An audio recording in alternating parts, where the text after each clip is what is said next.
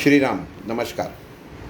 आज 27 नवंबर 2023 मेरे गुरु वैद्य अशोक श्रीपाद भट्ट उनको प्रणाम करते हुए एक नया विषय आपके सामने रखने जा रहा हूँ, जो रोज़ एक 10 से 15 मिनट की कहानियों के स्वरूप में आपको हिंदी में मैं कहूँगा। मनुष्य जीवन में भगवान को समझने के लिए बहुत सारी किताबें हैं, प्रवचन है, बहुत सारे लोगों का कहा सुना है, लेकिन कभी कभी हम लोगों के समझ में नहीं आता कि वास्तव में जीवन कैसे व्यतीत हो जाए, कैसे जिए जाए। तो इसमें बहुत दिन से मैं सोच रहा हूँ कि कुछ कहानियों के स्वरूप में छोटी समय में आप लोगों को कुछ संवाद हो जाए तो अच्छा रहेगा। तो कोशिश कर रहा हूँ आज से हिंदी भाषा मेरी जो रोज़ बोलने वाली भाषा नहीं है, तो इधर उधर थोड़ा सा हो सकता है, संभाल लीजिए शब्दों के बारे में। आज की कहानी में शुरुआत कर रहा हूँ भगवान का भरोसा। मनुष्य जीवन में भगवान का जो अपने जीवन के प्रति एक भूमिका है, रोल है, वो कितना सही है, ये कहानी से हम लोगों को पता चल जाएगा कि भगवान हर इंसान के लिए जो सोचता है वो कितना सही है। मनुष्य के जीवन में चढ़ाव उतार आते हैं, अच्छे बुरी स्थितियाँ वो देखता है, तो वो उसका कारण क्या है और उसके पीछे भगवान की सोच क्या है, ये आज की कहानी से मैं आपको बताने की कोशिश करूँगा। एक बार भगवान यमराज जी को, जो जन्म मृत्यु के अधिकारी है, उनको एक लिस्ट देते हैं, एक सूची देते हैं कि किनको किनको आपको उठा के लाना है, जिनकी ज़िंदगी अभी ख़त्म हो रही है। वो वैसे उनको एक सूची मिलने के बाद, एक लिस्ट मिलने के बाद यमराज देखते हैं और अपने दूतों को बुलाते हैं, एक यमदूत को बुलाते हैं और उसको बोलते हैं कि ये देखो, ये गांव में जाना है और वो गांव में एक घर में एक औरत है, उसे उठा के लाना है, उसका मृत्यु का समय आ गया है। अपनी स्वामी की आज्ञा लेके यमदूत वो घर में चला जाता है, देखता है एक बहुत सा फटा हुआ टूटा हुआ ऐसा मकान है, जिसके अंदर झांक के देखता है तो एक औरत, वास्तव में उसकी मृत्यु की उम्र भी नहीं है, वो पड़ी हुई है, बिस्तर पे लेटी हुई है और उसके बाजू में जो कुछ उसकी बीमारी रहेगी तो उसको जूझ रही है, और उसकी तीनों छोटी लड़कियां, छोटी बेटियां, जिनको समझ भी नहीं है, वो उसके बाजू में, माँ के बाजू में बैठकर रो रही है।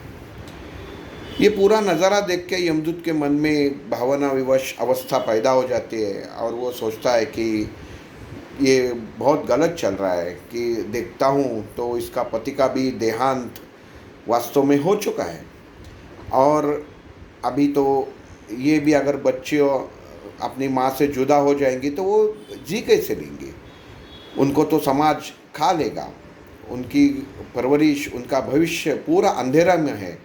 और यमराज के दूत के मन में शंका पैदा हो जाती है कि ये मुझे अच्छा नहीं लग रहा है। उसके मन में जो प्रेम भाव वो स्त्री के प्रति, वो औरत के प्रति जाग उठती है और वो वापस यमलोक आता है। यमराज तो राह देखते बोलते हैं कि अरे वो औरत कहाँ है जिसके प्राण हरण करने के लिए मैंने तुमको भेजा था। वो बोलता है कि महाराज, उसकी हालत पहले से इतनी ख़राब है, वो वैसे ही जीते जी मरी हुई है, ना उसके पास खाने के लिए है, ना कुछ ढंग से कपड़े हैं, ना घर सही है, सब टूटा फूटा है, और उसके 3 बेटियां हैं जो बहुत ही छोटी है, जो ना समझ है, और इसके अंदर अगर आप उसकी माँ भी हम लोग छीन के लेके आए, उसका मृत्यु होता है, तो बेटियों को क्या होगा। तो मुझे ऐसा लग रहा है, मैं आपसे एक विनती करती हूँ कि आप वो औरत को छोड़ दें। यमराज बहुत गुस्सा हो जाता है, लेकिन ईश्वर का न्याय के प्रति उसको चलना पड़ता है। वो बोलो कि अपने दूत को बोलता है कि तुमने बहुत ही बड़ा अपराध किया है, अपने स्वामी की बात न मान के जो नियम बनाए हुए हैं, सृष्टि के नियम जो भगवान ने बनाए हैं, उसके खिलाफ तुम गए हो, तो तुम्हें सज़ा मिलती है और तुम वही पृथ्वी तल पे जाओगे जहाँ पे ये पूरी दुनिया वास्तव में चलती है। और वहाँ पे जब तुम 3 बार उस वहाँ की जो परिस्थिति है वो समझ लोगे और हंसोगे, तभी तुमको मुक्ति मिलेगी। और उस वक्त वो तीसरी हंसी के बाद जो व्यक्ति रहेगा उसे तुम अपना राज बता सकते हो, लेकिन तब तक आपको छुपा के रहना पड़ेगा, ये तुम्हारी सज़ा है। और हंसते हंसते वो यमदूत वो सज़ा स्वीकारता है। उसे लगता है कि चलो मैं सज़ा ले लेता हूँ, सज़ा काटने के लिए वो पृथ्वी पे आने के लिए तैयार हो जाता है। और उसे लगता है कि चलो वो औरत की जान तो बच गई, मेरे हाथ से कुछ एक अच्छा कर्म तो हो गया, ये करके वो पृथ्वी पे आ जाता है। और वही जहाँ पे वो औरत रहती है वही गांव में उसे यमराज भेज देते हैं। और एक बुरी अवस्था में जो अवस्था वो औरत की वो यमदूत ने यमराज को बताई थी, वैसी ही अवस्था में वो यमदूत भी एक रास्ते के कोने में पड़ा हुआ मिल जाता है। कोई वो देखता है कि मेरे बदन पे कपड़े नहीं है, कुछ नहीं है, कोई तो मुझे पूछेगा, क्योंकि अभी सज़ा काटनी है और ज़िंदगी में 3 बार हंसना है, तो वो परिस्थिति कब पैदा होगी वो पता नहीं है करके।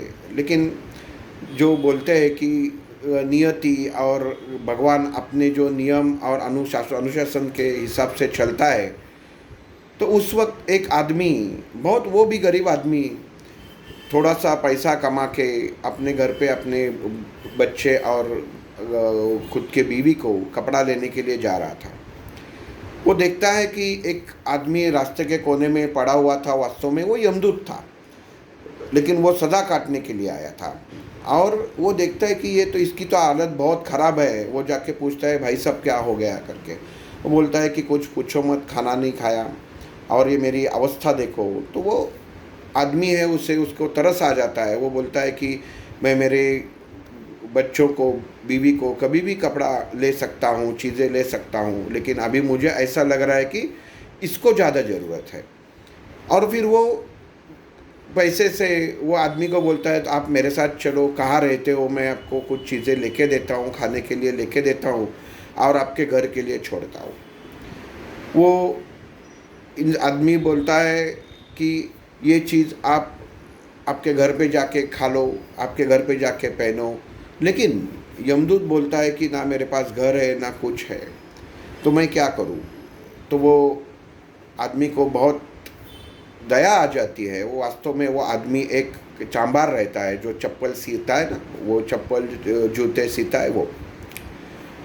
और वो बोलता है चलो ठीक है, तुम मेरे घर पे चलो। क्यों दयालु भाव ये केवल मनुष्य के परिस्थिति के अनुसार काम नहीं करता, वो अंदर में होना बहुत ज़रूरी रहता है। तो उसको बहुत दया आ जाती है, वो आदमी के ऊपर बोलता है चलो। और वो जो पैसा उसने अपने घर वालों को खर्चा करने के लिए बचाए थे, तो वो आदमी के यमदूत के ऊपर खर्चा कर देता है और उसको अपने घर लेके आता है। जैसे ही घर लेके आता है, बीवी को बताता है, वो उसको बोलता है यमदूत, वो आदमी को बोलता है कि मैं आपके बहुत शुक्रगुजार हूँ, आपके घर में कोई दिक्कत तो नहीं होगी। तो बस वो चांबार बोलता है कि बस मेरी बीवी थोड़ी गुस्से वाली है, तो तुम ज़्यादा वो कुछ बोली तो नज़रअंदाज कर देना, लेकिन तुम मेरे घर पे रह सकते हो, कोई अड़चन नहीं है। और वो ये समझा के वो दोनों उसके घर पे चले जाते हैं। वो कपड़ा लेता है, खाने को उसे देता है। और घर आने के बाद बीवी को वो चांबार बताता है कि ऐसा ऐसा घटना हो गई, तो मैंने तुम्हारी बजाय, बच्चों के बजाय उसको कपड़ा लत्ता दे दिया, उसको खाना खिलाया।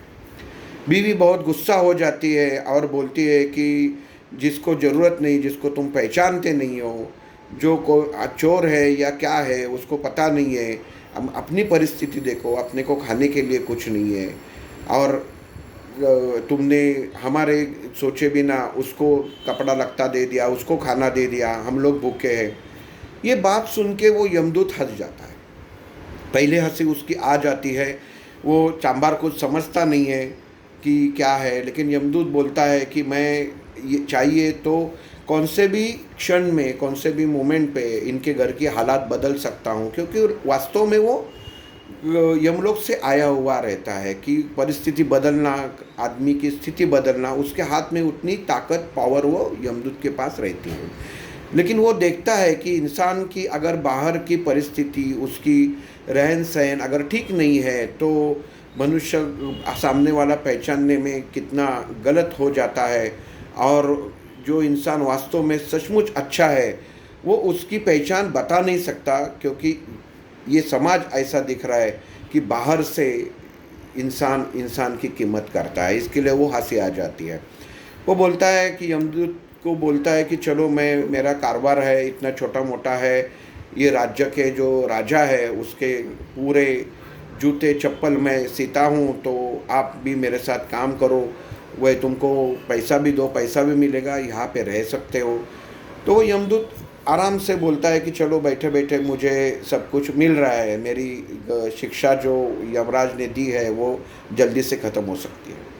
तो वो उसके साथ काम करने लगता है। तो एक दिन राजा के एक सिपाही आते हैं और बोलते हैं एक अच्छा चमड़ा लेके आते हैं, और उसको बोलते हैं ये चमड़ा राजा साहब ने दिया है, ये बहुत ही बाहर ज़्यादा मिलता नहीं है इसका, और इतना ही बचा है। तो राजा साहब ने बोला इसके अच्छे जूते बनाओ और उनको दे दो, कि ताकि वो किसी के पास न रहे, वो ऐसे ही एक ही राजा बने कि केवल उनके पास ही ऐसे चमड़े का जूता है करके।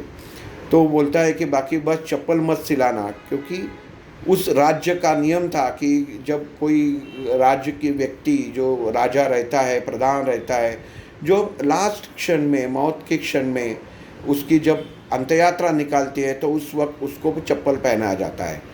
लेकिन ऐसी कोई राजा में शारीरिक अवस्था दिखाई नहीं दे रही थी कि वो मर सकता है या कुछ हो सकता है। तो अपने सिपाही को बता के अच्छा चमड़ा लेके वो इसके पास जूते बनाने के लिए भेजता है। जूते मीन्स शूज, जिसको बूट बोलते हैं। तो ये बंदा उसको अपने यमदूत वाले अपने नौकर को बोलता है कि मैं बाहर जाके आता हूँ, तो ये देखो, ये राजा का सबसे बड़ा काम है, मैं तुम्हारे भरोसे के ऊपर दे रहा हूँ, इसका अच्छा तरह से जूता बनाओ, गलती से भी चप्पल मत बनाओ, क्योंकि वो मरने के समय ये करते हैं, नहीं तो राजा दंड देगा। वो बोलता है कि ठीक है, कोई बात नहीं, और वो जो चांबार है वो काम के लिए बाहर जाता है, और ये यमदूत क्या करता है, उसका चप्पल ही बनाता है। जब वो आता है, वो देखता है कि इसने जूते की जगह चप्पल बनाया है, तो वो बहुत गुस्सा हो जाता है, उसका मन अस्वस्थ हो जाता है कि अभी राजा को पता चला तो एक तो पैसा तो मिलेगा नहीं, और दूसरी बात ऐसी है कि जो कोई सज़ा देगा तो मुझे वो भुगतना पड़ेगा, क्योंकि ये तो नौकर है। तो वो उसमें से वो देखता है कि राजा के सिपाही आ जाते हैं और वो बोलते हैं कि अरे तुमने वो चमड़े का जूता सिया है क्या? तो वो डरते डरते ही बोलता है कि नहीं, कि मैंने इसका चप्पल सिया हुआ है करके। तो राजा के सिपाही बोलते हैं अरे कितनी बहुत अच्छी बात है। तो बोलते कि बहुत अच्छी बात कैसे? कि बोले राजा साहब का सुबह देहांत हो गया और उनके अभी अंतिम संस्कार के लिए चप्पल ही लगती है, अपना रिवाज के अनुसार उनको चप्पल पहनना बहुत ज़रूरी है। तो वो वही आपको बताए बिना आपने ये किया है, उसका जो राजपुत्र है वो आपको बहुत पैसा देगा, और ये जूते वाले को पता नहीं चलता कि मैं हंसूँ या रोऊँ, क्योंकि उसने जूता बनाने के लिए कहा था और उसने चप्पल बनाया। और जो बोलते हैं कि नसीब में राजा मर जाता है और इसका जो बनाया हुआ चप्पल है उसको पैसा दे के जाता है। तो वो दूसरी समय अपना यमदूत हंस जाता है, क्योंकि वास्तव में यमदूत रहता है, उसको अंदाज होता है कि राजा मरने वाला है, लेकिन वो इसको कैसे बताए कि वो यमदूत है करके वो हंस जाता है कि कभी कभी इंसान को सामने होने वाली चीज़ें मालूम नहीं पड़ती, और उसका सामने जो बताता है इंसान, उसके वो शब्द के ऊपर, वो वाक्य के ऊपर इतना भरोसा रहता है कि वो इसके अंदर ही जो वो सामने वाला बताता है वो चीज़ बना डालता है। कभी कभी सोच भी बहुत ज़रूरी है, लेकिन कोई चीज़ क्यों बनती है इसके लिए वो पहले सोचना चाहिए। जैसे वो यमदूत ने चप्पल बनाया और ये शूज़ वाला उसके ऊपर गुस्सा हो गया कि तुमने चप्पल की जगह उसका जूता क्यों बनाया करके। क्योंकि ये चीज़ ये सिखाती है कि इंसान को कभी भी कोई भी चीज़ पूर्ण होने से पहले गुस्सा नहीं होना चाहिए। तो वो दूसरी बार हँसता है। और तीसरी बार अभी होता है कि चलो मेरी 2 बार तो हँसी हो गई, अभी तीसरा मौका कब मिलता है। तो कुछ साल ऐसे ही चले जाते हैं और एक दिन एक औरत एक जूता बनाने के लिए उसके पास आ जाती है। तो वो चप्पल वाला जूते वाला जो है उसको बताता है कि आप कैसे बहन जी कैसे जूते बना के चाहिए। तो वो बोलती है कि ऐसे ऐसे बना के चाहिए और मेरे साथ मेरे तीनों लड़कियों के जूते बनाने चाहिए। तो वो चप्पल वाला देखता है कि अरे ये तो बहुत बड़ी घर की औरत है, ये जो बोलते हैं सेठानी है, बहुत बड़ी सेठानी है, श्रीमंत है। और उसके तीनों लड़कियां आ जाती है और वो यमदूत को अपने नौकर को बोलता है कि इसके पाँव का नाप ले ले। यमदूत जब देखता है तो उसको वो तीनों बच्चियों को देखते वो पहचान जाता है कि अरे कुछ समय पहले जिसकी मैं सज़ा काट रहा हूँ वो औरत का मैंने उसका आत्महरण नहीं किया, इसकी वजह से मुझे जिस जुल्म के लिए शिक्षा दी गई है वो यही 3 लड़कियां हैं करके। और वो देखता है कि अभी वो जिसके साथ आई है वो बहुत बड़ी श्रीमंत घर की बहुत बड़ी व्यक्ति है और ये तीनों लड़कियां हंसी खुशी अच्छे ऊंचे कपड़े पहने हुए हैं और ये जूतों का अपने पाँव का माप देने के लिए आए हुए। तो उसको वो तीसरी बात बहुत हंसने लगती है। तो वो तीसरी बार हंसने लगती है तो वो चांबार को जो इंसान रहता है जिसका दुकान रहता है वो बोलता है कि आपने बताया था कि 3 बार आप हंसोगे तो बताओगे, तो लेकिन ये तीनों लड़कियां आ गई, आपने उसके जूतों का नाप ले लिया, तो आप हंसे क्यों? ऐसी क्या घटना हो गई कि आपने हंस गए? क्योंकि उसमें से ताज्जुब होने वाली कोई बात तो है ही नहीं। तो वो फिर यमदूत बोलता है कि अभी जैसे मैंने यमराज को शब्द दिया था, वचन दिया था कि 3 बार हंसी मैं जब करूँगा तभी अपना रूप बताऊँगा, तभी मेरी शिक्षा भी ख़त्म हो जाएगी। तो वो चप्पल वाले को बोलता है कि देखो कि मैंने सोचा था कि ये लड़कियाँ जो अपनी माँ से, वो पूरी कहानी बताता है वो चप्पल वाले को, मैं यम का दूत हूँ और मेरा काम है कि जो यमराज बताते हैं वो इंसान का जाके प्राण हरण करना। और मैं इनके घर पे गया तो इसकी माँ ऐसे ऐसी बीमार थी जो यमराज ने बोला कि उसके प्राण हरण करना है, लेकिन उस वक्त मुझे बहुत बुरा लगा कि ये बच्चियों का क्या होगा और मैंने वो प्राण नहीं लिया। लेकिन आज देख के मुझे बहुत हंसी आ गई क्योंकि मैं समझ चुका था कि ये तीनों बेटियां जिस औरत के साथ आई है वो बहुत श्रीमंत है और उनकी उस वक्त जिस वक्त मैंने उनको माँ के प्राण हरण करने के लिए गया था तो वक्त उसकी अवस्था उतनी नहीं थी। तो इतनी छोटी सी काल में वो इतनी बड़ी श्रीमंत हो नहीं सकती। तो इसके पीछे क्या है पूरा भगवान का खेल समझ के मैं मुझे हंसी आ गई। वो बोलता है कि ये तीनों बेटियां ये श्रीमंत औरत के साथ है, इसका मतलब है इसकी माँ के देहांत तो हो चुका है। और वास्तव में वो वैसा ही होता है कि यमराज ये यमदूत से काम नहीं बनता तो दूसरे यमदूत को भेज के वो औरत का प्राण हरण कर लेते हैं।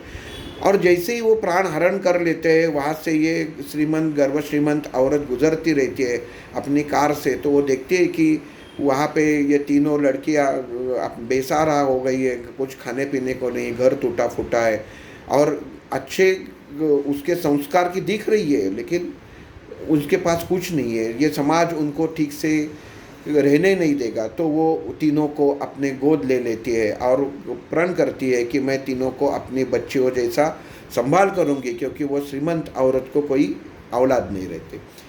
और ये उस वक्त इसके वो चप्पल वाले को यमदूत बोलता है कि मैं इसके लिए हंसा कि भगवान का ये तीनों लड़कियों का नसीब ये है कि उनको बचपन कुछ पल गरीब में काटना था और उसके बाद उनके जीवन में उनके नसीब में गर्व श्रीमंत घर की सुख शांति उनके नसीब में थी।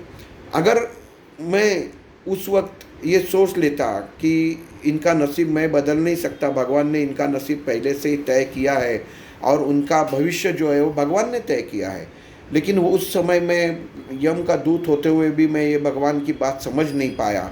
और आज देख रहा हूँ कि भगवान का न्याय है कि ये तीनों लड़कियाँ अच्छी तरह से सीख ले, अच्छी तरह से कपड़े लगते, एक अच्छी ज़िंदगी जी ले, इसके लिए उसके माँ का मरना आवश्यक था। जो विधि के अनुसार उसकी माँ का उस वक्त मौत होना बहुत ज़रूरी था। इसके लिए मुझे हंसी आई। ये एक हो गई ये कहानी। इस कहानी से हम लोग को क्या सीखना है कि भगवान के हम लोग दरबार में बोलते हैं कि कभी कभी हमारे ज़िंदगी में ऐसे समय आ जाता है कि हमारे आजू बाजू वाला, हमारे रिश्तेदार वाले, अपने घर में कोई एक अच्छे इंसान की जो अच्छा चलता खासा रहता है, जो शरीर से सही रहता है, उसकी मौत हो जाती है। कोई ऐसी परिस्थिति आ जाती है कि जिससे पता चलता है कि अरे नहीं, ये भगवान ने बहुत गलत कर दिया, उसके घर में न्याय नहीं है, अन्याय है। और फिर हम लोग भगवान को दोष देने लगते हैं कि मैं इतना अच्छा हूँ, ये परिस्थिति अच्छी है, ये कितने उनकी परिस्थिति देखो, फिर भी भगवान ने उनके और मुसीबत का पहाड़ उनके ऊपर गिरा दिया। तो ये हम लोगों को दिमाग से निकाल देना चाहिए, क्योंकि मनुष्य जीवन के स्थिति में हर चीज़ जो भगवान करता है वो अच्छे के लिए करता है। जैसे ये तीनों लड़कियों के बारे में भगवान ने सोचा था, क्योंकि अगर ये औरत जिंदा रहती, उनकी माँ जिंदा रहती, तो वो अपने लड़कियों के लिए अच्छा खाना, कपड़ा, सीख नहीं दे पाती थी, जो वो लड़कियों के नसीब में उनके जन्म के बाद तुरंत लिखा हुआ था। विधाता का वो लिखान था कि वो ये सब अच्छे घर में ही पलेगी, अच्छे घर में ही बड़ी हो जाएगी। तो इसके लिए जो चीज़ रुकावट बन जाती है तो भगवान उसको बाजू कर देता है। ऐसी स्थिति, ऐसी अवस्था मनुष्य अपने जीवन में लाता है। कभी व्यवसाय में लाता है, नौकरी में लाता है, अपने रोज़ के जीवन में लाता है, खाने में लाता है। तो हम लोगों को हर समय, हर क्षण वो भगवान को, हम लोगों को शुक्रिया अदा करना चाहिए कि भगवान ये स्थिति, ये क्षण तुमने मेरे नसीब में जो दिया है वो अच्छा सोच के ही दिया है, जो मैं अच्छे आनंद से उपभोग उसका ले सकूं। तो आज का ये कहानी का ये सारांश यही है कि हर इंसान के जीवन में भगवान जो करता है वो अच्छा ही करता है। श्री राम।